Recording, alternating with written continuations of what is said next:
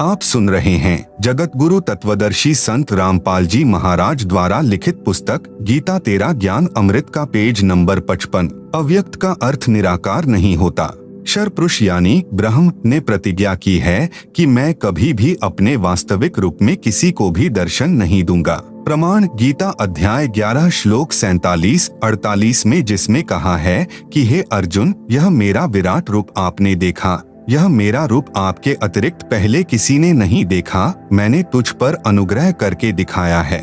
गीता अध्याय 11 श्लोक 48 में कहा है कि यह मेरा स्वरूप न तो वेदों में वर्णित विधि से, न जप से, न तप से, न यज्ञ आदि से देखा जा सकता। इससे सिद्ध हुआ कि क्षर पुरुष यानी गीता ज्ञानदाता को किसी भी ऋषि, महर्षि व साधक ने नहीं देखा, जिस कारण से इसे निराकार मान बैठे। सूक्ष्म वेद यानी तत्व ज्ञान में कहा है कि खोजत खोजत था किया, अंत में कहा बेचून यानी निराकार, न गुरु पूरा न साधना, सत्य हो रहे जून मन जून यानी जन्म मरण। अब गीता अध्याय 7 श्लोक 24 से 25 में गीता ज्ञान दाता ने स्पष्ट कर ही दिया है कि मैं अपनी योग माया से छिपा रहता हूँ, किसी के समक्ष नहीं आता, मैं अव्यक्त हूँ। छिपा है तो साकार है। अक्षर पुरुष भी अव्यक्त है, यह ऊपर प्रमाणित हो चुका है। इस प्रभु यानी अक्षर पुरुष की यहाँ कोई भूमिका नहीं है, यह अपने 7 शंख ब्रह्मांडों तक सीमित है, इसलिए इसको कोई नहीं देख सका। परम अक्षर पुरुष इस प्रभु की सर्व ब्रह्मांडों में भूमिका है। यह सत्यलोक में रहते हैं, जो पृथ्वी से 16 शंख कोस दूर है। एक कोस लगभग 3 किलोमीटर का होता है। इसकी प्राप्ति की साधना वेदों यानी चारों वेदों में वर्णित नहीं है, जिस कारण से इस प्रभु को कोई नहीं देख सका। जब यह प्रभु यानी परम अक्षर ब्रह्म पृथ्वी पर सहशरीर प्रकट होता है तो कोई इन्हें पहचान नहीं पाता। परमात्मा कहते भी हैं कि हम ही अलग अल्लाह हैं, कुतुब गोस और पीर, गरीब दास खालिक धनी, हमरा नाम कबीर। हम पूर्ण परमात्मा हैं, हम ही पीर अर्थात सत्य ज्ञान देने वाले सतगुरु हैं। सर्व सृष्टि का मालिक भी मैं ही हूँ, मेरा नाम कबीर है।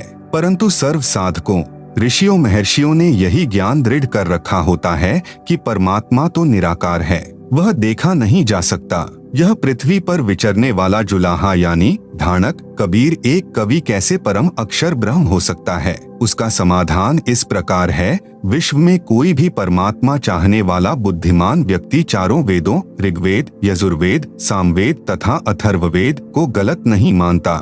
वर्तमान में आर्य समाज के प्रवर्तक महर्षि दयानंद को वेदों का पूर्ण विद्वान माना जाता रहा है। इनका भी यह कहना है कि परमात्मा निराकार है। आप सुन रहे हैं जगत गुरु तत्वदर्शी संत रामपाल जी महाराज द्वारा लिखित पुस्तक गीता तेरा ज्ञान अमृत का पेज नंबर 56। आर्य समाज और महर्षि दयानंद वेदों के ज्ञान को सत्य मानते हैं। इन्होंने स्वयं ही वेदों का हिंदी अनुवाद किया है, जिसमें स्पष्ट लिखा है कि परमात्मा ऊपर के लोक में रहता है, वहां से गति करके यानी चलकर सहशरीर पृथ्वी पर आता है, अच्छी आत्माओं को मिलता है, उनको यथार्थ भक्ति का ज्ञान सुनाता है। परमात्मा तत्व ज्ञान अपने मुख कमल से उच्चारण करके लोकोक्तियों, साखियों, शब्दों, दोहों तथा चौपाइयों के रूप में पदों द्वारा बोलता है, जिस कारण से प्रसिद्ध कवि की उपाधि भी प्राप्त करता है। कवियों की तरह आचरण करता हुआ पृथ्वी के ऊपर विचरण करता रहता है। भक्ति के गुप्त मंत्रों का आविष्कार करके साधकों को बताता है, भक्ति करने के लिए प्रेरणा करता है। प्रमाण देखें, वेदों के निम्न मंत्रों की फोटोकॉपियां इसी पुस्तक के पृष्ठ 104 पर। ऋग्वेद मंडल 9 सूक्त 86 मंत्र 26 से 27, ऋग्वेद मंडल 9 सूक्त 82 मंत्र 1 से 2, ऋग्वेद मंडल 9 सूक्त 96 मंत्र 16 से 20, ऋग्वेद मंडल 9 सूक्त 94 मंत्र 1, ऋग्वेद मंडल 9 सूक्त 95 मंत्र 2, ऋग्वेद मंडल 9 सूक्त 54 मंत्र 3, ऋग्वेद मंडल 9 सूक्त 20 मंत्र 1 और भी अनेकों वेद मंत्रों में उपरोक्त प्रमाण है कि परमात्मा मनुष्य जैसा निराकार है। श्रीमद् भगवत गीता अध्याय 4 श्लोक 32 तथा 34 में भी प्रमाण है। गीता ज्ञान दाता ने बताया कि हे अर्जुन, परम अक्षर ब्रह्म अपने मुख कमल से तत्व ज्ञान बोलकर बताता है। उस सच्चिदानंद घन ब्रह्म की वाणी में यज्ञों अर्थात धार्मिक अनुष्ठानों की जानकारी विस्तार से कही गई है। उसको जानकर सर्व पापों से मुक्त हो जाएगा। फिर गीता अध्याय 4 श्लोक 34 में कहा है कि उस ज्ञान को तू तत्वदर्शी संतों के पास जाकर समझ। उनको दंडवत प्रणाम करके विनय पूर्वक प्रश्न करने से वे तत्वदर्शी संत तुझे तत्व ज्ञान का उपदेश करेंगे। यह प्रमाण आपको बताए और विशेष बात यह है कि गीता चारों वेदों का सारांश है। इसमें सांकेतिक ज्ञान अधिक है। यह भी स्पष्ट हुआ कि तत्व ज्ञान गीता ज्ञान से भी भिन्न है। वह केवल तत्वदर्शी संत ही जानते हैं, जिनको परम अक्षर ब्रह्म स्वयं आकर धरती पर मिलते हैं। प्रश्न 28, किन किन पुण्यात्मा महात्माओं को परमात्मा मिले हैं? उत्तर, परमात्मा चारों युगों में प्रकट होकर ज्ञान सुनाते हैं। नंबर 1, सतयुग में सत्य सुकृत नाम से। नंबर 2, त्रेता युग में मुनीन्द्र नाम से। नंबर 3, द्वापर युग में करुणामय नाम से। नंबर 4, कलयुग में कबीर नाम से परमेश्वर प्रकट हुए हैं। सूक्ष्म वेद में कहा है, सतयुग में सत्सुकृत कह टेरा, त्रेता नाम मुनीन्द्र मेरा, द्वापर में करुणामय कहाया, कलयुग नाम कबीर धराया। आप सुन रहे हैं जगत गुरु तत्वदर्शी संत रामपाल जी महाराज द्वारा लिखित पुस्तक गीता तेरा ज्ञान अमृत का पेज नंबर 57। किस किस को मिला परमात्मा? कलयुग में परमेश्वर जिन जिन महान आत्माओं को मिले उनको तत्व ज्ञान बताया, उनका मैं संक्षिप्त वर्णन करता हूँ। संत धर्मदास जी से प्रथम बार परमेश्वर कबीर जी का साक्षात्कार। नंबर 1, श्री धर्मदास जी बनिया जाति से थे, जो बांधवगढ़ मध्य प्रदेश के रहने वाले बहुत धनी व्यक्ति थे।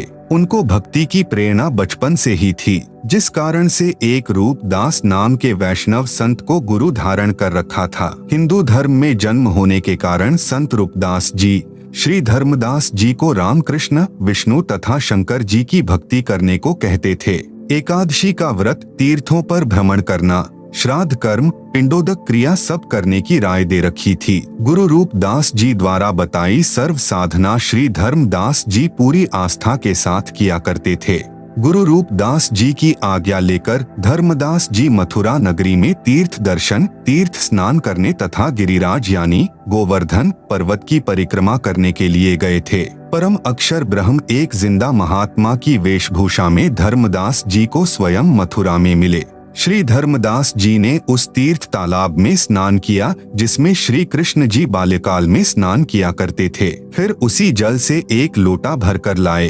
भगवान श्री कृष्ण जी की पीतल की मूर्ति यानी सालिग्राम के चरणों पर डालकर दूसरे बर्तन में डालकर चरणामृत बनाकर पिया। फिर सालिग्राम को स्नान करवाकर अपना कर्मकांड पूरा किया। एक स्थान को लीपकर अर्थात गारा तथा गाय का गोबर मिलाकर कुछ भूमि पर पलस्तर करके उस पर स्वच्छ कपड़ा बिछाकर श्रीमद् भगवत गीता का पाठ करने बैठे। यह सर्व क्रिया जब धर्मदास जी कर रहे थे, परमात्मा जिंदा वेश में थोड़ी दूरी पर बैठे देख रहे थे। धर्मदास जी भी देख रहे थे कि एक मुसलमान संत मेरी भक्ति क्रियाओं को बहुत ध्यानपूर्वक देख रहा है। लगता है इसको हम हिंदुओं की साधना मन भा गई है। इसलिए श्रीमद् भगवत गीता का पाठ कुछ ऊंचे स्वर में करने लगा तथा हिंदी का अनुवाद भी पढ़ने लगा। परमेश्वर उठकर धर्मदास जी के निकट आकर बैठ गए। धर्मदास जी को अपना अनुमान सत्य लगा कि वास्तव में इस जिंदा वेशधारी बाबा को हमारे धर्म का भक्ति मार्ग अच्छा लग रहा है। इसलिए उस दिन गीता के कई अध्याय पढ़े तथा उनका अर्थ भी सुनाया। जब धर्मदास जी अपना दैनिक भक्ति कर्म कर चुका, तब परमात्मा ने कहा कि हे महात्मा जी, आपका शुभ नाम क्या है? कौन जाति से हैं? आप जी कहाँ के निवासी हैं? किस धर्म पंथ से जुड़े हैं? कृपया बताने का कष्ट करें। मुझे आपका ज्ञान बहुत अच्छा लगा। मुझे भी कुछ भक्ति ज्ञान सुनाइए। आपकी अति कृपा होगी। आप सुन रहे हैं जगत गुरु तत्वदर्शी संत रामपाल जी महाराज द्वारा लिखित पुस्तक गीता तेरा ज्ञान अमृत का पेज नंबर 58। धर्मदास जी ने उत्तर दिया, मेरा नाम धर्मदास है। मैं बांधवगढ़ गांव का रहने वाला वैश्य कुल से हूँ। मैं वैष्णव पंथ से दीक्षित हूँ।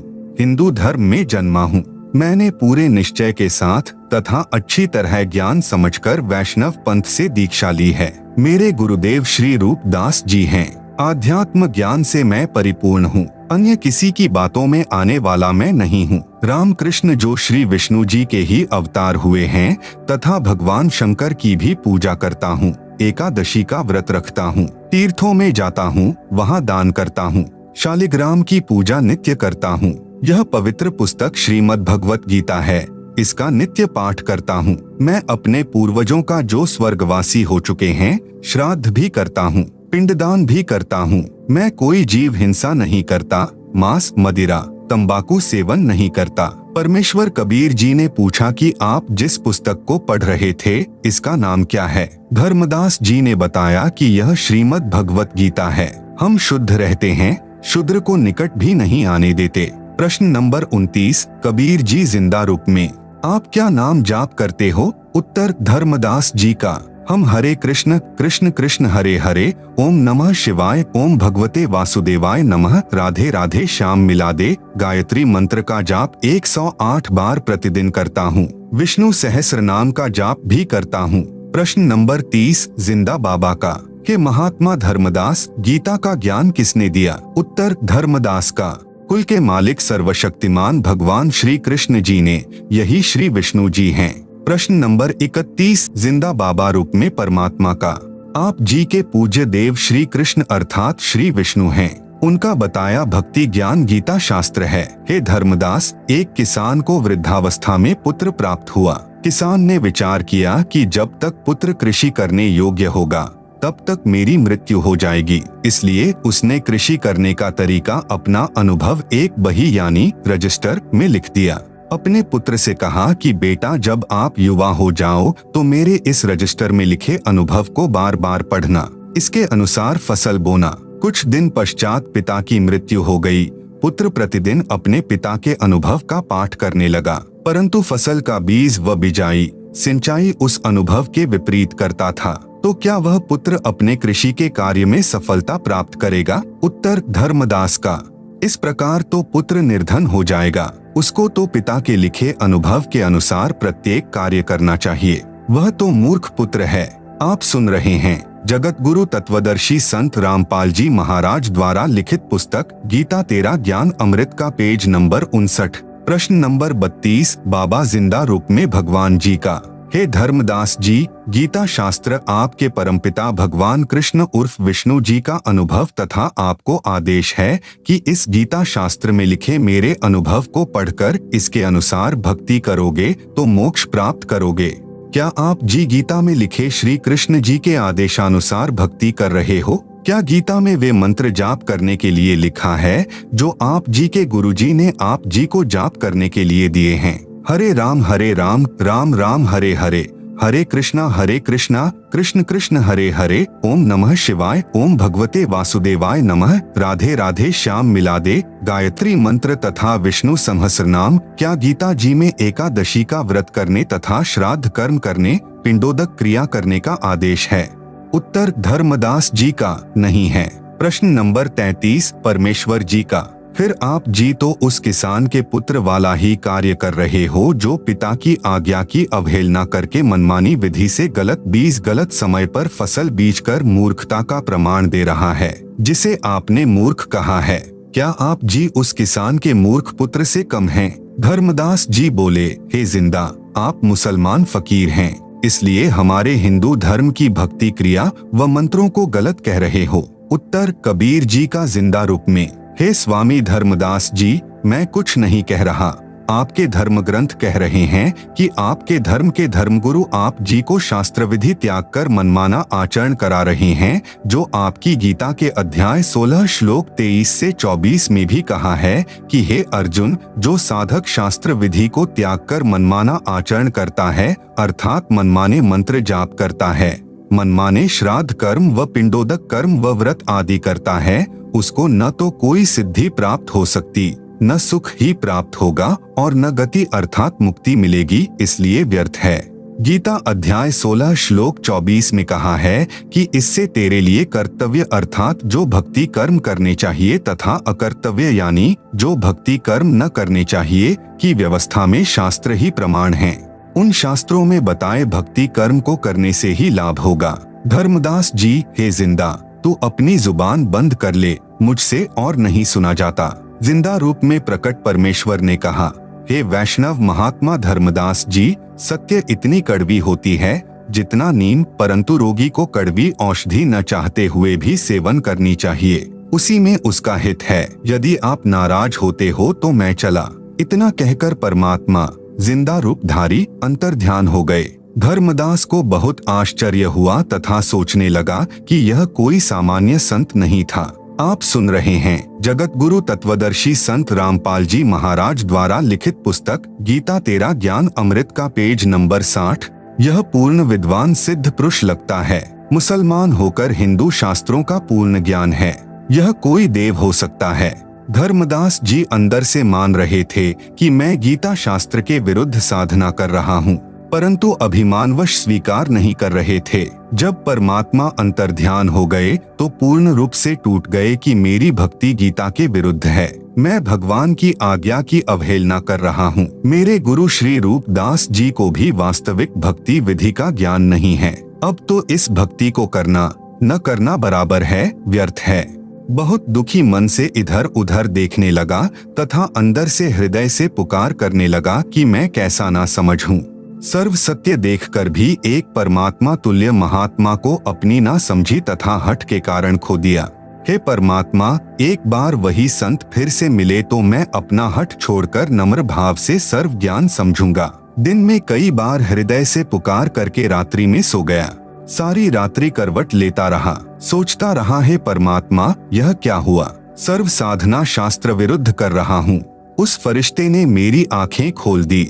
मेरी आयु 60 वर्ष हो चुकी है। अब पता नहीं वह देव यानी जिंदा रूपी पुनः मिलेगा कि नहीं। प्रातः काल वक्त से उठा, पहले खाना बनाने लगा। उस दिन भक्ति की कोई क्रिया नहीं की। पहले दिन जंगल से कुछ लकड़ियां तोड़कर रखी थी, उनको चूल्हे में जलाकर भोजन बनाने लगा। एक लकड़ी मोटी थी, वह बीचों बीच थोथी थी, उसमें अनेकों चींटियां थीं। जब वह लकड़ी जलते जलते छोटी रह गई तब उसका पिछला हिस्सा धर्मदास जी को दिखाई दिया तो देखा उस लकड़ी के अंतिम भाग में कुछ तरल पानी सा जल रहा है। चींटियां निकलने की कोशिश कर रही थी, वे उस तरल पदार्थ में गिरकर जलकर मर रही थी। कुछ अगले हिस्से में अग्नि से जलकर मर रही थी। धर्मदास जी ने विचार किया, यह लकड़ी बहुत जल चुकी है, इसमें अनेकों चींटियां जलकर भस्म हो गई है। उसी समय अग्नि बुझा दी।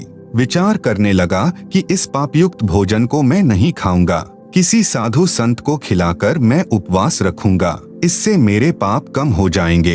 यह विचार करके सर्व भोजन एक थाल में रखकर साधु की खोज में चल पड़ा। परमेश्वर कबीर जी ने अन्य वेशभूषा बनाई जो हिंदू संत की होती है। एक वृक्ष के नीचे बैठ गए। धर्मदास जी ने साधु को देखा, उनके सामने भोजन का थाल रखकर कहा कि हे महात्मा जी भोजन खाओ। साधु रूप में परमात्मा ने कहा कि लाओ धर्मदास, भूख लगी है। अपने नाम से संबोधन सुनकर धर्मदास को आश्चर्य तो हुआ परंतु अधिक ध्यान नहीं दिया। साधु रूप में विराजमान परमात्मा ने अपने लोटे से कुछ जल हाथ में लिया तथा कुछ वाणी अपने मुख से उच्चारण करके भोजन पर जल छिड़क दिया। सर्वभोजन की चींटियां बन गई। चींटियों से थाली काली हो गई।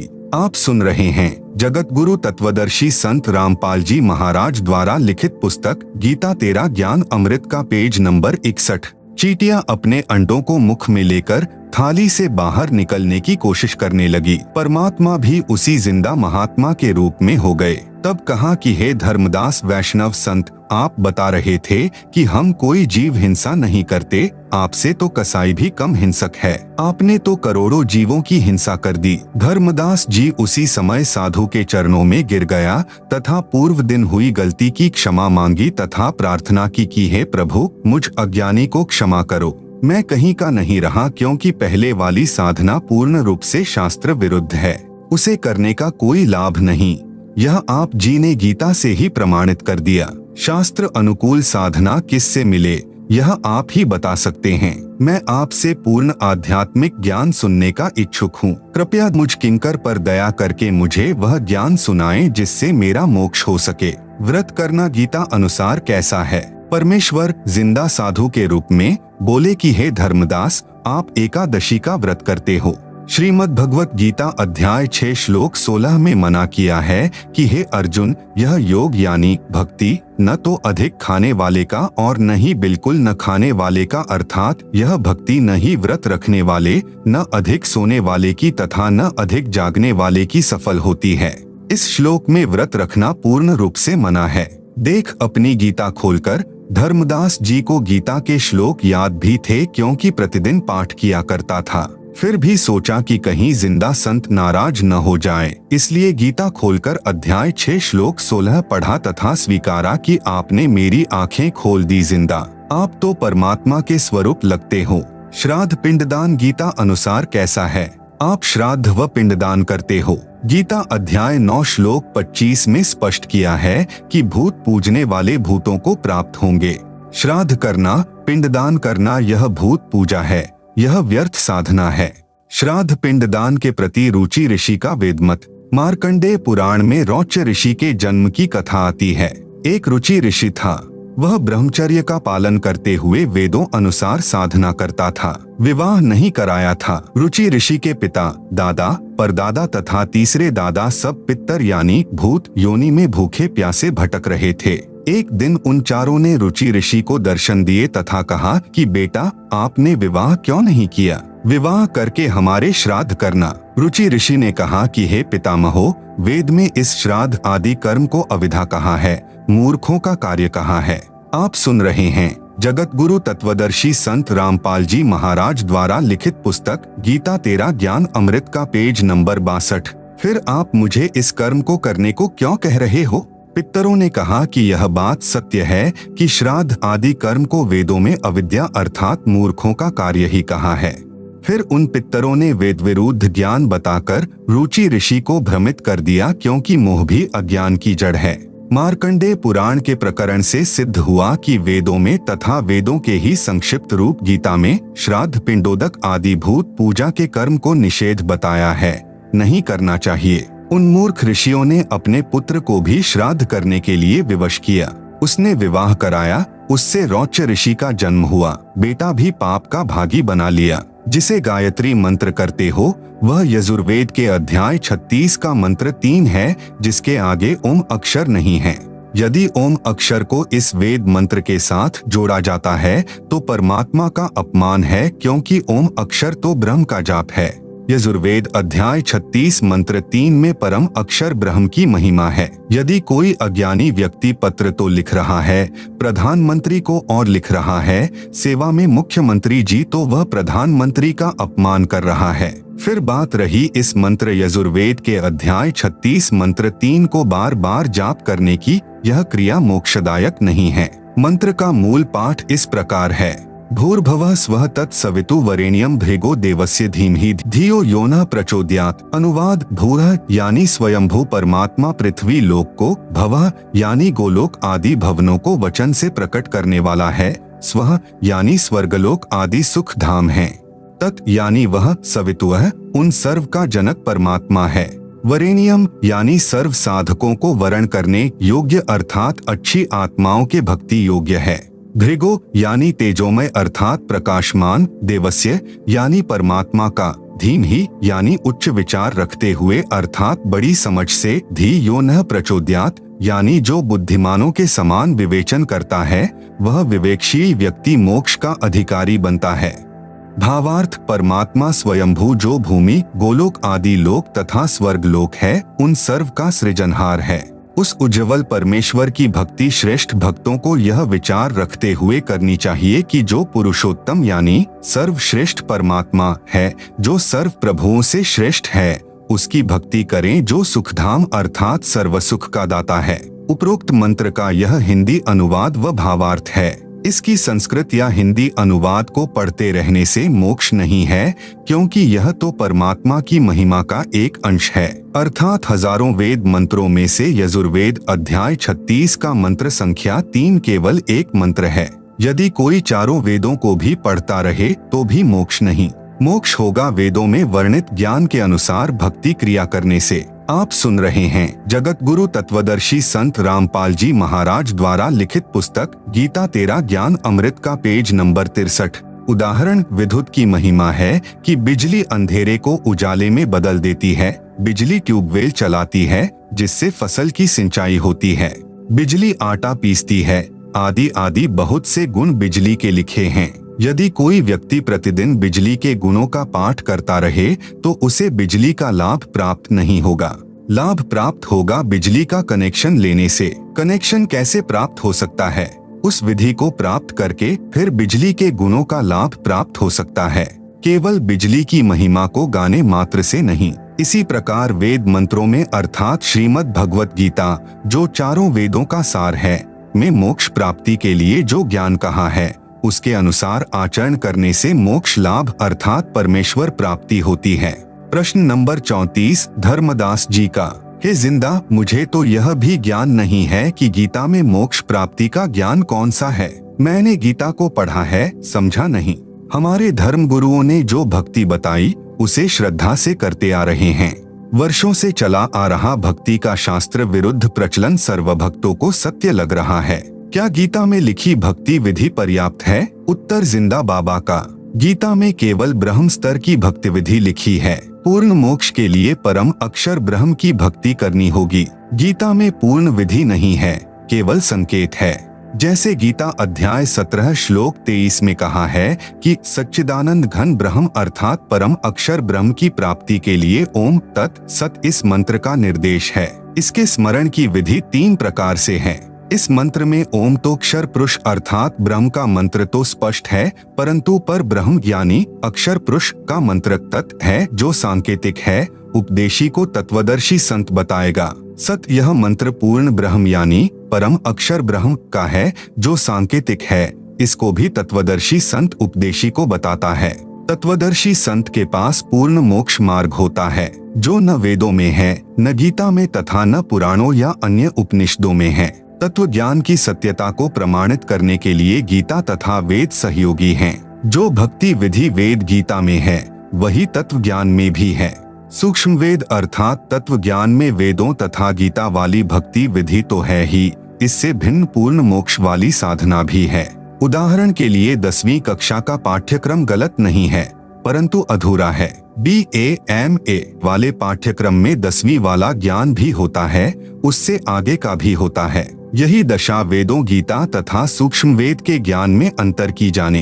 प्रश्न नंबर 35 धर्मदास जी का, गीता तथा वेदों में यह कहा प्रमाण है कि पूर्ण मोक्ष मार्ग तत्वदर्शी संत के पास ही होता है, वेदों व गीता में नहीं है।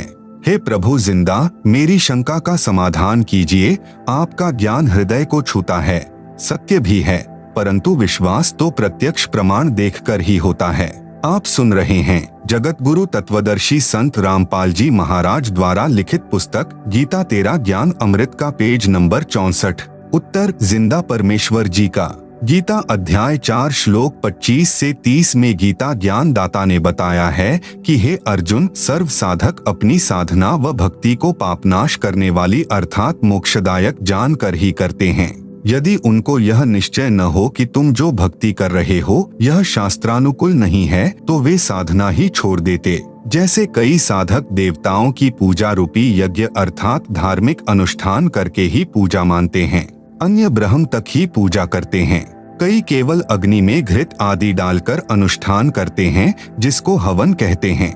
गीता अध्याय 4 श्लोक 25। अन्य योगीजन अर्थात भक्तजन आँख कान मुंह बंद करके क्रियाएं करते हैं, उसी में अपना मानव जीवन हवन अर्थात समाप्त करते हैं। गीता अध्याय 4 श्लोक 26। अन्य योगीजन अर्थात भक्तजन श्वासों को आना जाना ध्यान से देखकर भक्ति साधना करते हैं, जिससे वे आत्मसंयम साधना रूपी अग्नि में अपना जीवन हवन अर्थात मानव जीवन पूरा करते हैं, जिसे ज्ञान दीप मानते हैं अर्थात अपनी साधना को श्रेष्ठ मानते हैं। गीता अध्याय 4 श्लोक 27। कुछ अन्य साधक द्रव्य अर्थात धन से होने वाले यज्ञ अर्थात धार्मिक अनुष्ठान करते हैं, जैसे भोजन भंडारा करना, कंबल कपड़े बांटना, धर्मशाला प्याऊ बनवाना, यह यज्ञ करते हैं। कुछ तपस्या करते हैं, कुछ योगासन करते हैं, इसी को परमात्मा प्राप्ति की साधना मानते हैं। कितने ही साधक अहिंसा आदि तीक्ष्ण व्रत करते हैं, जैसे मुख पर पट्टी बांधकर नंगे पैरों चलना, कई दिन उपवास रखना आदि आदि। अन्य योगीजन अर्थात साधक स्वाध्याय अर्थात प्रतिदिन किसी वेद जैसे ग्रंथ से कुछ मंत्रों श्लोकों का पाठ करना, यह ज्ञान यज्ञ कहलाता है, करते रहते हैं। इन्हीं क्रियाओं को मोक्षदायक मानते हैं। गीता अध्याय 4 श्लोक 28। दूसरे योगी जन अर्थात भक्तजन प्राण वायु यानी श्वास अपान वायु में पहुंचाने वाली क्रिया करते हैं। अन्य योगी जन इसके विपरीत अपान वायु को प्राण वायु में पहुंचाने वाली क्रिया करते हैं। कितने ही साधक अल्पाहारी रहते हैं, कुछ योग आदि क्रियाएं करते हैं। जैसे प्राणायाम में लीन साधक पान अपान की गति को रोककर श्वास कम लेते हैं, इसी में अपना मानव जीवन हवन अर्थात समर्पित कर देते हैं। ये सभी उपरोक्त अध्याय 4 श्लोक 25 से 30 तक साधक अपने अपने यज्ञों अर्थात धार्मिक अनुष्ठानों को करके मानते हैं कि हम पाप का नाश करने वाली साधना भक्ति कर रहे हैं। गीता अध्याय 4 श्लोक 30। आप सुन रहे हैं जगत गुरु तत्वदर्शी संत रामपाल जी महाराज द्वारा लिखित पुस्तक गीता तेरा ज्ञान अमृत का पेज नंबर 65। यदि साधक की साधना शास्त्रानुकूल हो तो हे कुरुश्रेष्ठ अर्जुन, इस यज्ञ से बचे हुए अमृत भोग को खाने वाले साधक सनातन ब्रह्म अर्थात परम अक्षर ब्रह्म को प्राप्त होते हैं। और यज्ञ अर्थात शास्त्रानुकूल साधना न करने वाले पुरुष के लिए तो यह पृथ्वी लोक भी सुखदायक नहीं होता। फिर परलोक कैसे सुखदायक हो सकता है, अर्थात उस शास्त्र विरुद्ध साधक को कोई लाभ नहीं होता। यही प्रमाण गीता अध्याय 16 श्लोक 23 से 24 में भी है। गीता अध्याय 4 श्लोक 31। गीता ज्ञान दाता ने ऊपर के 25 से 30 तक श्लोकों में स्पष्ट किया है कि जो साधक जैसी साधना कर रहा है उसे मोक्षदायक तथा सत्य मानकर कर रहा है। परंतु गीता अध्याय 4 के ही श्लोक 32 में बताया कि यज्ञों अर्थात धार्मिक अनुष्ठानों का यथार्थ ज्ञान ब्रह्मणः मुखे यानी परम अक्षर ब्रह्म स्वयं अपने मुख कमल से बोलकर देता है। वह सच्चिदानंद घन ब्रह्म अर्थात परम अक्षर ब्रह्म की वाणी कही गई है। उसे तत्व ज्ञान भी कहते हैं। उसी को 5वां वेद यानी सूक्ष्म वेद भी कहते हैं। उस तत्व ज्ञान में भक्ति विधि विस्तार के साथ बताई गई है। उसको जानकर साधक सर्व पापों से मुक्त हो जाता है अर्थात पूर्ण मोक्ष को प्राप्त हो जाता है। नोट: गीता अध्याय 4 श्लोक 32 के अनुवाद में सर्व अनुवादकों ने एक जैसी ही गलती कर रखी है। ब्रह्मणः शब्द का अर्थ वेद कर रखा है। ब्रह्मणः मुखे का अर्थ वेद की वाणी में किया है, जो गलत है। उन्हीं अनुवादकों ने गीता अध्याय 17 श्लोक 23 में ब्रह्मणः का अर्थ सच्चिदानंद घन ब्रह्म किया है, जो उचित है। इसलिए गीता अध्याय 4 श्लोक 32 में भी ब्रह्मणः का अर्थ सच्चिदानंद घन ब्रह्म अर्थात परम अक्षर ब्रह्म करना उचित है। प्रमाण के लिए देखें उपरोक्त गीता के श्लोकों की फोटोकॉपी इसी पुस्तक के पृष्ठ 204 से 357 पर। गीता अध्याय 4 श्लोक 34 में गीता ज्ञान दाता ने कहा है कि उस ज्ञान को जो परमात्मा अपने मुख कमल से बोलकर सुनाता है, जो तत्व ज्ञान है, उसको तू तत्वदर्शी संतों के पास जाकर समझ। उनको दंडवत प्रणाम करने से, कपट छोड़कर नम्रता पूर्वक प्रश्न करने से तत्वदर्शी संत तुझे तत्व ज्ञान का उपदेश करेंगे। इससे यह भी सिद्ध हुआ कि गीता वाला ज्ञान पूर्ण नहीं है, परंतु गलत भी नहीं है। गीता ज्ञानदाता को भी पूर्ण मोक्ष मार्ग का ज्ञान नहीं है, क्योंकि तत्व ज्ञान की जानकारी गीता ज्ञानदाता को नहीं है, जो परमात्मा यानी परम अक्षर ब्रह्म ने अपने मुख से बोला होता है। उसको तत्वदर्शी संतों से जानने के लिए कहा है। यही प्रमाण यजुर्वेद अध्याय 4 मंत्र 10 में भी है। कहा है कि परम अक्षर ब्रह्म को कोई तो संभवात अर्थात राम कृष्ण की तरह उत्पन्न होने वाला साकार कहते हैं, कोई असंभवात अर्थात परमात्मा उत्पन्न नहीं होता, वह निराकार है। परमेश्वर उत्पन्न होता है या नहीं उत्पन्न होता, वास्तव में कैसा है, यह ज्ञान धीराणाम तत्वदर्शी संत बताते हैं, उनसे सुनो। आप सुन रहे हैं जगत गुरु तत्वदर्शी संत रामपाल जी महाराज द्वारा लिखित पुस्तक गीता तेरा ज्ञान अमृत का पेज नंबर 66। प्रश्न नंबर 36 धर्मदास जी का। हे प्रभु, हे जिंदा तत्वदर्शी संत की क्या पहचान है तथा प्रमाणित सदग्रंथों में कहाँ प्रमाण है? आपका ज्ञान आत्मा के आर पार हो रहा है। गीता का शब्दा शब्द यथार्थ भावार्थ आप जी के मुख कमल से सुनकर युगों की प्यासी आत्मा कुछ तृप्त हो रही है, गदगद हो रही है। उत्तर जिंदा परमेश्वर जी का। परमेश्वर ने बताया कि पहले तो लक्षण सुन तत्वदर्शी संत अर्थात पूर्ण ज्ञानी सतगुरु के। गुरु के लक्षण 4 बखाना। प्रथम वेद शास्त्र को ज्ञाना यानी ज्ञाता, दूजे हरि भक्ति मन कर्म बानी, तीसरे सम दृष्टि कर जानी, चौथे वेद विधि सब कर्मा, यह 4 गुरु गुण जानो मर्मा। कबीर सागर के अध्याय जीव धर्म बोध के पृष्ठ 1960 पर ये अमृतवाणियां अंकित हैं। भावार्थ, जो तत्वदर्शी संत यानी पूर्ण सतगुरु होगा उसमें 4 मुख्य गुण होते हैं। नंबर 1, वह वेदों तथा अन्य सभी ग्रंथों का पूर्ण ज्ञानी होता है। नंबर 2, दूसरे वह परमात्मा की भक्ति मन, कर्म, वचन से स्वयं करता है, केवल वक्ता नहीं होता, उसकी करनी और कथनी में अंतर नहीं होता। नंबर 3, वह सर्व अनुयायियों को समान दृष्टि से देखता है, ऊंच नीच का भेद नहीं करता। नंबर 4, चौथे वह सर्व भक्ति कर्म वेदों के अनुसार करता तथा कराता है, अर्थात शास्त्रानुकूल भक्ति साधना करता तथा कराता है। यह ऊपर का प्रमाण तो सूक्ष्म वेद में है जो परमेश्वर ने अपने मुख कमल से बोला है।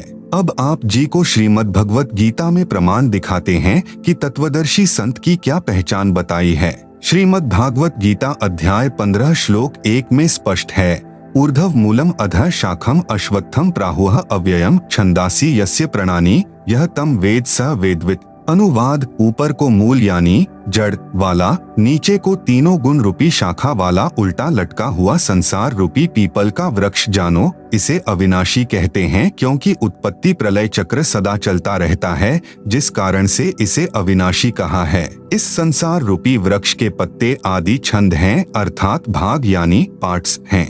यह तम वेद यानी जो इस संसार रूपी वृक्ष के सर्वभागों को तत्व से जानता है। सह यानी वह, वेदवित यानी वेद के तात्पर्य को जानने वाला है, अर्थात वह तत्वदर्शी संत है। जैसा कि गीता अध्याय 4 श्लोक 32 में कहा है कि परम अक्षर ब्रह्म स्वयं पृथ्वी पर प्रकट होकर अपने मुख कमल से तत्व ज्ञान विस्तार से बोलते हैं। परमेश्वर ने अपनी वाणी में अर्थात तत्व ज्ञान में बताया है। कबीर, अक्षर पुरुष एक पेड़ है, शर पुरुष वाकी डार, तीनों देवा शाखा हैं, पात रूप संसार। आप सुन रहे हैं जगत गुरु तत्वदर्शी संत रामपाल जी महाराज द्वारा लिखित पुस्तक गीता तेरा ज्ञान अमृत का पेज नंबर 67। भावार्थ, जमीन से बाहर जो वृक्ष का हिस्सा है उसे तना कहते हैं। तना तो जानो अक्षर पुरुष, तने से कई मोटी डार निकलती हैं। उनमें से एक मोटी डार जानो अक्षर पुरुष, उस डार से 3 शाखा निकलती हैं, उनको जानो तीनों देवता, रजगुण ब्रह्मा जी, सतगुण विष्णु जी तथा तमगुण शिव शंकर जी, और इन शाखाओं को पत्ते लगते हैं, उन पत्तों को संसार जानो। गीता अध्याय 15 श्लोक 1 से 4 में सांकेतिक विवरण है।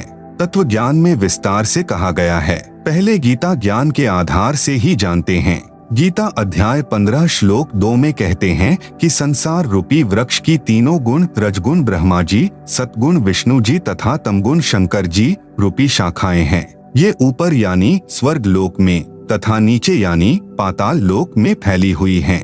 नोट, रजगुण ब्रह्मा, सतगुण विष्णु तथा तमगुण शंकर हैं। देखें प्रमाण प्रश्न नंबर 7 में। तीनों शाखाएं ऊपर नीचे फैली हैं का तात्पर्य है कि गीता का ज्ञान पृथ्वी लोक पर बोला जा रहा था। तीनों देवता की सत्ता 3 लोकों में है। नंबर 1 पृथ्वी लोक, नंबर 2 स्वर्ग लोक तथा नंबर 3 पाताल लोक। ये तीनों एक एक विभाग के मंत्री हैं।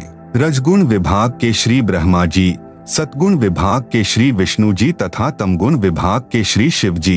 गीता अध्याय 15 श्लोक 3 में कहा है कि हे अर्जुन, इस संसार रूपी वृक्ष का स्वरूप जैसे यहाँ यानी विचार काल में अर्थात तेरे और मेरे गीता के ज्ञान की चर्चा में नहीं पाया जाता, अर्थात मैं नहीं बता पाऊंगा क्योंकि इसके आदि और अंत का मुझे अच्छी तरह ज्ञान नहीं है।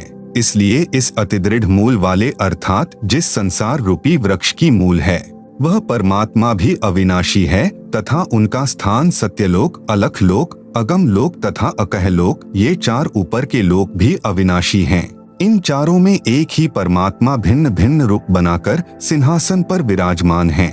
इसलिए इसको सुदृढ़ मूलम अति दृढ़ मूल वाला कहा है। इसे तत्व ज्ञान रूपी शस्त्र से काटकर अर्थात तत्वदर्शी संत से तत्व ज्ञान समझकर फिर गीता अध्याय 15 श्लोक 4 में कहा है कि उसके पश्चात परमेश्वर के उस परमपद अर्थात सत्यलोक की खोज करनी चाहिए, जहां जाने के पश्चात साधक फिर लौटकर संसार में कभी नहीं आते।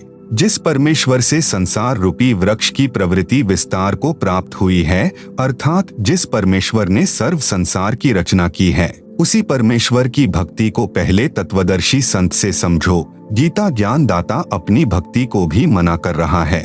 गीता अध्याय 15 श्लोक 16 से 17 में 3 प्रभु बताए हैं। श्लोक 16 में 2 पुरुष कहे हैं, क्षर पुरुष अक्षर पुरुष, ये दोनों नाशवान हैं। श्लोक 17 में तीसरा परम अक्षर पुरुष है जो संसार रूपी वृक्ष का मूल यानी जड़ है। आप सुन रहे हैं जगत गुरु तत्वदर्शी संत रामपाल जी महाराज द्वारा लिखित पुस्तक गीता तेरा ज्ञान अमृत का पेज नंबर 68। वह वास्तव में अविनाशी है। जड़ यानी मूल से ही वृक्ष के सर्व भागों, तना, डार, शाखाओं तथा पत्तों को आहार प्राप्त होता है। वह परम अक्षर पुरुष ही तीनों लोकों में प्रवेश करके सबका धारण पोषण करता है। उसी मूल यानी मालिक की पूजा करनी चाहिए। इस विवरण में तत्वदर्शी संत की पहचान तथा गीता ज्ञान दाता की अल्पज्ञता अर्थात तत्वज्ञानहीनता स्पष्ट है। जिंदा बाबा का दूसरी बार अंतर्ध्यान होना। धर्मदास जी ने कहा, हे जिंदा, आप यह क्या कह रहे हो कि श्री विष्णु जी तीनों लोकों में केवल एक विभाग के मंत्री हैं? आप गलत कह रहे हो। श्री विष्णु जी तो अखिल ब्रह्मांड के स्वामी हैं। ये ही श्री ब्रह्मा रूप में उत्पत्ति करते हैं, विष्णु रूप होकर संसार का पालन करते हैं तथा शिव रूप होकर संहार करते हैं। ये तो कुल के मालिक हैं। यदि फिर से आपने श्री विष्णु जी को अपमानित किया तो ठीक बात नहीं रहेगी।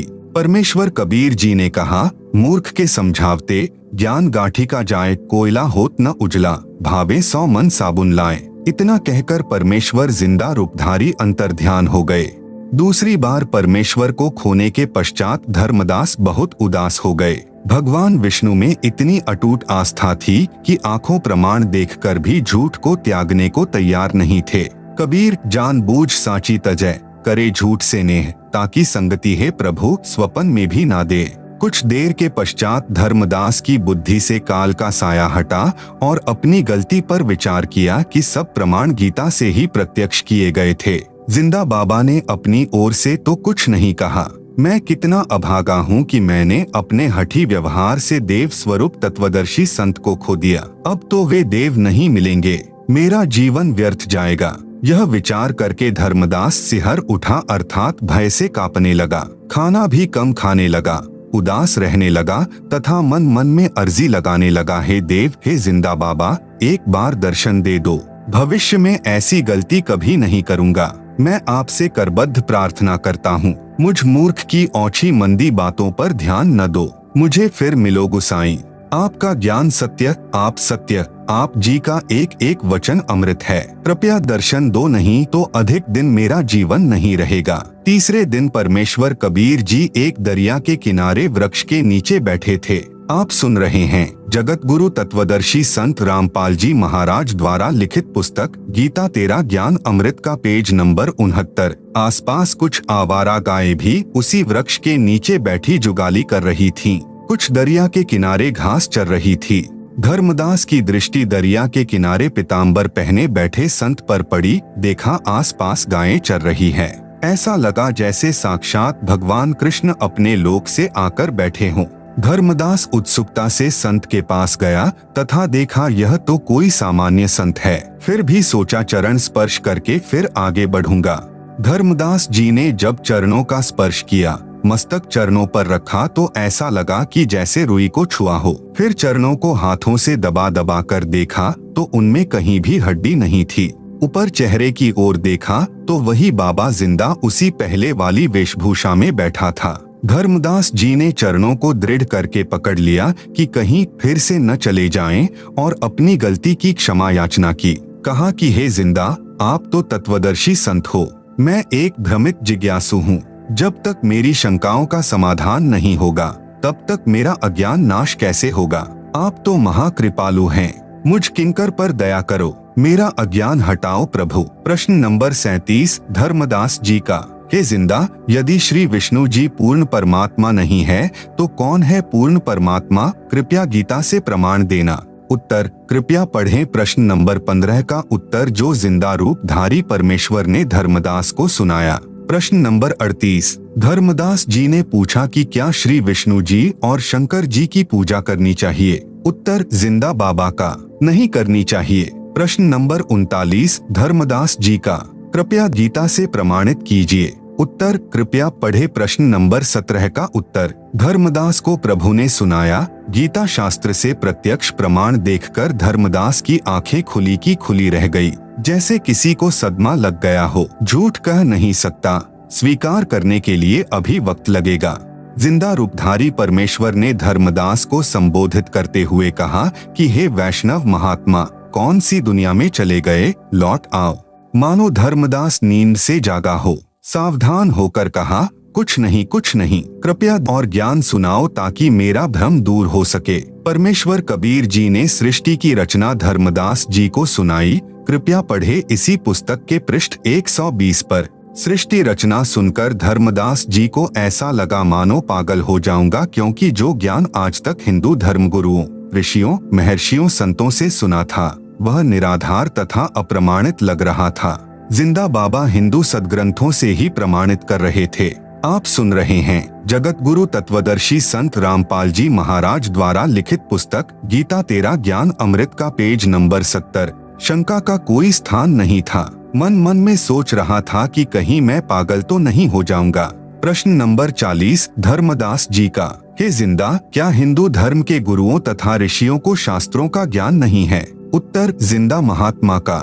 क्या यह बताने की भी आवश्यकता शेष है? धर्मदास जी की अन्य संतों से ज्ञान चर्चा। प्रश्न नंबर 41 धर्मदास जी का। धर्मदास जी ने मन में विचार किया कि यह कैसे हो सकता है कि हिंदू धर्म के किसी संत, गुरु, महर्षि को सत्य अध्यात्म ज्ञान नहीं। यह कहकर धर्मदास जी के मन में आया कि किसी महामंडलेश्वर से ज्ञान सुनना चाहिए। एक रमते फकीर के पास क्या मिलेगा? यह बात मन में सोच ही रहा था कि परमेश्वर जिंदा जी ने धर्मदास जी के मन का दोष जानकर कहा कि आप अपने महामंडलेश्वरों से ज्ञान प्राप्त कर लो। यह कहकर परमेश्वर तीसरी बार अंतर्ध्यान हो गए।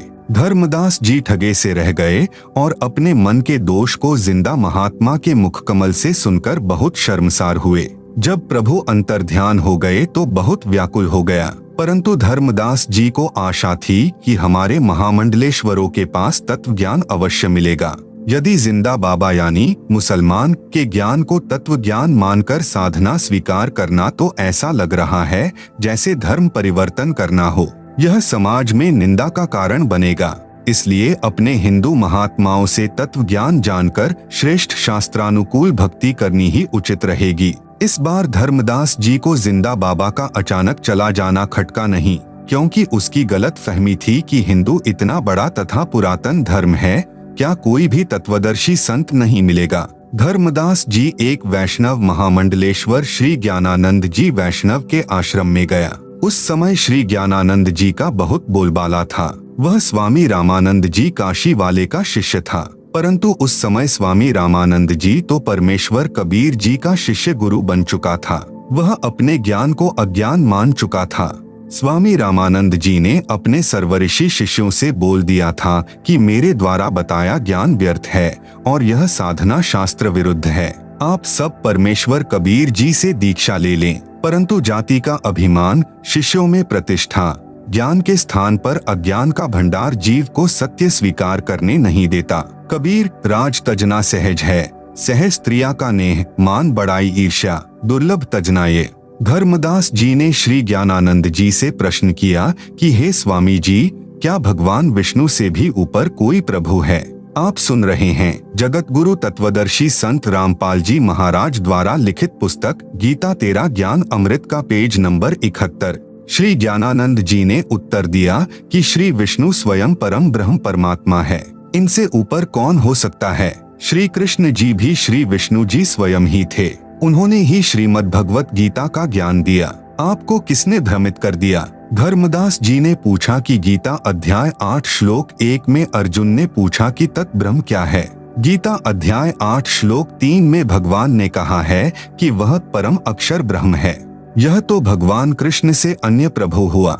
ज्ञानानंद स्वामी बोला, लगता है कि तेरे को उस काशी वाले जुलाहे का जादू चढ़ा हुआ है। चल चल अपना काम कर, भगवान कृष्ण से अन्य कोई प्रभु नहीं है। धर्मदास जी को पता चल गया कि इसके पास वह ज्ञान नहीं है जो जिंदा बाबा ने प्रमाणों सहित बताया है। धर्मदास निराश होकर वहां से चल दिया। धर्मदास जी को यह नहीं पता था कि काशी वाला जुलाहा वह बाबा जिंदा ही है। फिर धर्मदास को पता चला कि एक मोहनगिरी नाम के महामंडलेश्वर हैं। उनके पास जाकर भगवान की चर्चा करनी शुरू की। पहले 1 रुपया दक्षिणा चढ़ाई, जिस कारण से मोहनगिरी ने उनको निकट बैठाया और बताया कि भगवान शिव सर्व सृष्टि के रचने वाले हैं। इनसे बढ़कर संसार में कोई प्रभु नहीं है। ओम नमः शिवाय मंत्र का जाप करो। धर्मदास जी प्रणाम करके चल पड़े। सोचा इनका कितना अच्छा नाम है, ज्ञान धेल्य, यानी 1 पैसे का नहीं। धर्मदास जी से किसी ने बताया कि एक बहुत बड़ा तपस्वी है, कई वर्षों से खड़ा तप कर रहा है। धर्मदास जी वहां गए। वह नाथ पंथ से जुड़ा था, भगवान शिव को समर्थ परमात्मा बताता था, तप करके हठयोग से परमात्मा की प्राप्ति मान रहा था। धर्मदास जी ने विवेक किया कि यदि इतनी घोर कठिन तपस्या से परमात्मा मिलेगा तो हमारे वश से बाहर की बात है। वहां से भी आगे चला। पता चला कि एक बहुत बड़ा विद्वान महात्मा काशी विद्यापीठ से पढ़कर आया है, वेदों का पूर्ण विद्वान है।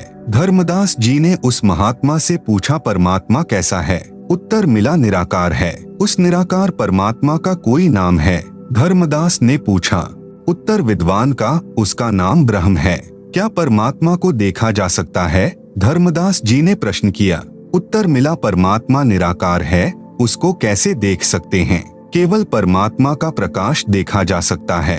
प्रश्न, क्या श्री कृष्ण या विष्णु परमात्मा हैं? उत्तर था कि ये तो सरगुण देवता हैं, परमात्मा निर्गुण है। गीता और वेद के ज्ञान में क्या अंतर है? धर्मदास ने प्रश्न किया। ब्राह्मण का उत्तर था कि गीता चारों वेदों का सारांश है। धर्मदास जी ने पूछा कि भक्ति मंत्र कौन सा है? उत्तर ब्राह्मण का था कि गायत्री मंत्र का जाप करो। ओम भूर्भुवस्वः तत्सवितुर्वरेण्यं भृगो देवस्य धीमहि धियो यो नः प्रचोदयात्। धर्मदास जी को जिंदा बाबा ने बताया था कि इस मंत्र से मोक्ष संभव नहीं। धर्मदास जी फिर आगे चला तो पता चला कि संत गुफा में रहता है। आप सुन रहे हैं जगत गुरु तत्वदर्शी संत रामपाल जी महाराज द्वारा लिखित पुस्तक गीता तेरा ज्ञान अमृत का पेज नंबर 72। कई दिन तक गुफा से नहीं निकलता है। उसके पास जाकर प्रश्न किया कि भगवान कैसे मिलता है? उत्तर मिला कि इंद्रियों पर संयम रखो, इसी से परमात्मा मिल जाता है। नाम जाप से कुछ नहीं होता, खंड यानी चीनी कहने से मुंह मीठा नहीं होता। धर्मदास जी को संतोष नहीं हुआ। सब संतों से ज्ञान चर्चा करके धर्मदास जी को बहुत पश्चाताप हुआ कि मेरे को उस जिंदा बाबा पर विश्वास नहीं हुआ कि उसने कहा था किसी भी संत महामंडलेश्वर के पास यथार्थ अध्यात्म ज्ञान नहीं है, किसी भी संत महात्मा का ज्ञान प्रमाणित नहीं है, कोई शास्त्र का आधार नहीं है। तब धर्मदास रोने लगा, अपनी अज्ञानता पर पश्चाताप करने लगा कि मैं कैसा कलमुहा हूँ, अर्थात बुरी किस्मत वाला हूँ। मुझे उस परमात्मा स्वरूप जिंदा महात्मा पर विश्वास नहीं आया। अब वह अंतर्यामी मुझे नहीं मिलेगा क्योंकि मैंने कई बार उनका अपमान कर दिया। अब क्या करूं? न जीने को मन करता है, आत्महत्या पाप है। बुरी तरह रोने लगा, पछाड़ खाकर अचेत हो गया। उत्तर, परमात्मा जिंदा महात्मा के रूप में एक वृक्ष के नीचे बैठ गए। धर्मदास जी सचेत हुआ और हृदय से पुकार की कि हे जिंदा, एक बार दर्शन दे दो, मैं टूट चुका हूँ, किसी के पास ज्ञान नहीं है, आपकी सर्व बातें सत्य हैं। परमात्मा एक बार मुझ अज्ञानी महामूर्ख को क्षमा करो परमेश्वर। आप जिंदा नहीं परमात्मा हो, आप महाविद्वान हो, आपके ज्ञान का कोई सामना करने वाला नहीं है। मैं जिंदगी में कभी आप पर अविश्वास नहीं करूंगा। ऐसे विचार कर आगे चला तो देखा एक वृक्ष के नीचे एक साधु बैठा है, कुछ व्यक्ति उसके पास बैठे हैं। धर्मदास जी ने सोचा कि मैं तो उन महामंडलेश्वरों से मिलकर आया हूँ जिनके पास कई सैकड़ों भक्त दर्शनार्थ बैठे रहते हैं, इस छोटे साधु से क्या मिलना। परंतु अपने आप मन में आया कि कुछ देर विश्राम करना है, यहीं कर लेता हूँ। फिर सोचा कि प्रश्न करता हूँ। पूछा, है महात्मा जी, परमात्मा कैसा है? साधु ने उत्तर दिया कि मैं ही परमात्मा हूँ। धर्मदास जी चुप हो गए। सोचा यह तो मजाक कर रहा है, यह तो संत भी नहीं है। धीरे धीरे सर्व व्यक्ति चले गए।